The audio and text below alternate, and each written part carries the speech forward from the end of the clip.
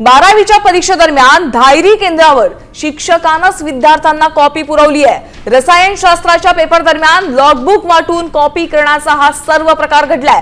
वर्गावरील नियुक्त शिक्षकाला चहापानासाठी बाहेर पाठवण्यात आलं आणि त्यानंतर दुसऱ्या शिक्षकानं वर्गाचा ताबा घेत विद्यार्थ्यांना कॉपी करण्यास प्रवृत्त केल्याचा आरोप विद्यार्थ्यांनी केलाय।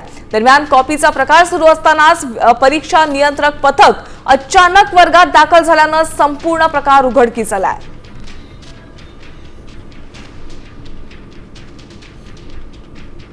जिल्हाधिकारी महोदय, सीओ महोदय, एसपी महोदय यांची मदत घेत असताना केंद्रावर परीक्षा चांगल्या घ्यायची ही जबाबदारी पण आपली आहे। आणि असं असताना जर मग आपल्या वर्गातले सुपरवायझर किंवा केंद्र संचालक जर असं काय गैरप्रकार करत असतील तर निश्चितच मग त्यांच्यावर कारवाई होईल। त्या वर्गावरचे जे काय सुपरवायझर होते ते वॉशरूमला गेल्यानंतर रिलीव्हवर आले आणि रिलीव्हरनं काय उत्तरं सांगितले असं आम्हाला कळलेलं आहे।